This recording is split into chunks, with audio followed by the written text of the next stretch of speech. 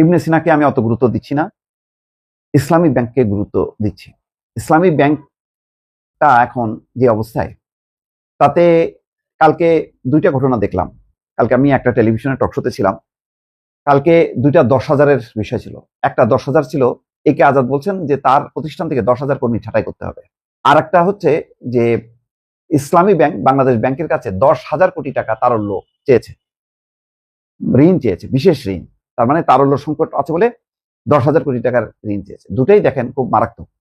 একটা কর্মসংস্থানের নেতিবাচক পরিস্থিতি, আর একটা হলো ব্যাংকের, যে এই ইসলামী ব্যাংক, আমার ধারণা ছিল মানে এটা 5ই আগস্ট পট পরিবর্তনের পর ইউনূস সরকারের আমলে আবার এটা হাত বদল হয়েছে।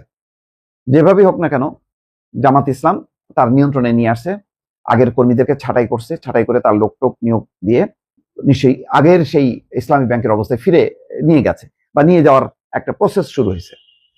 এর মধ্যে প্রায় 21 মাস, যদি 18 মাস এবং এরপরে 100 দিন ধরেন, তাহলে 18-র সাথে আরো 3 মাস যোগ হলে এটা 21 মাস পার হয়ে যায়। 21 মাস পর এসে যখন এই খবর দেখি যে ইসলামী ব্যাংক বাংলাদেশ ব্যাংকের কাছে 10,000 কোটি টাকা বিশেষ ঋণ চেয়েছে, জিনিসটা বুকের মধ্যে ধপ করে উঠলো।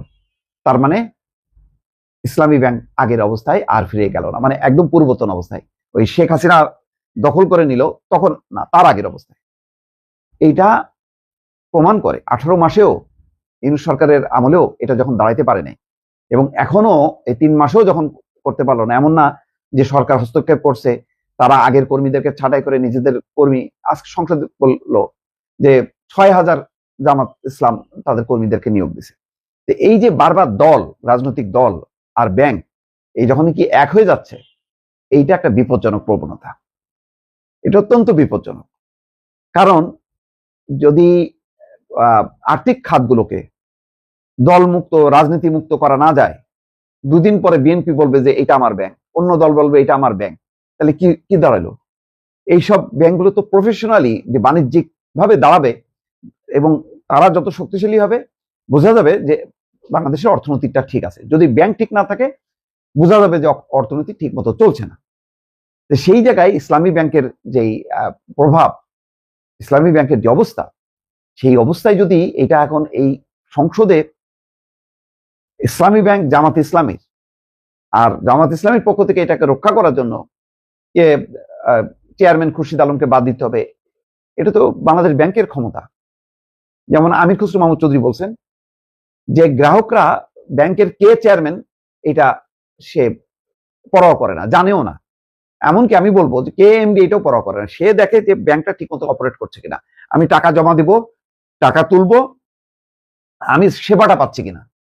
যেমন দেখেন, একটা মানুষ যখন কোনো ব্যাংকে অ্যাকাউন্ট করে, সে চিন্তা করে কোন ব্যাংকটা ভালো, তার মানে কোন ব্যাংকের কাছ থেকে সে সার্ভিস পাবে। সাধারণ গ্রাহক থেকে শুরু করে ব্যবসায়ী সবাই কিন্তু ভালো ম্যানেজমেন্ট আছে কিনা, ভালো ব্যাংকের ব্যবস্থাপনা আছে কিনা, সার্ভিস আছে কিনা, ওইটা দেখে, ব্যক্তিকে দেখে না।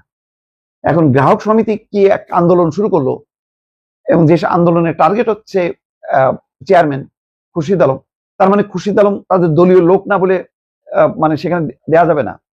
তাহলে কি ব্যাংকগুলো তার মতন করে সে অযোগ্য, অপদার্থ যে কাউকে নিয়োগ দেবে, এই ক্ষমতা ব্যবহার করার যেই একটা প্র্যাকটিস, এটা কি চলতে থাকবে? তাহলে তো সেই আর এক নৈরাজ্য। এখন বলা হচ্ছে ইসলামী ব্যাংক থেকে সব গ্রাহকরা নাকি টাকা তুলে নিচ্ছে, তাহলে কি দাঁড়াবে? আমি অন্ধকার দেখি।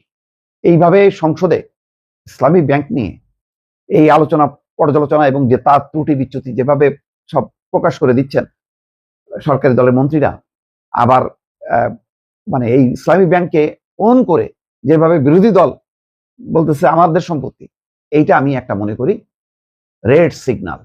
আমরা কি এভাবে আগাইতে থাকবো? এটাও সিদ্ধান্ত নিতে হবে।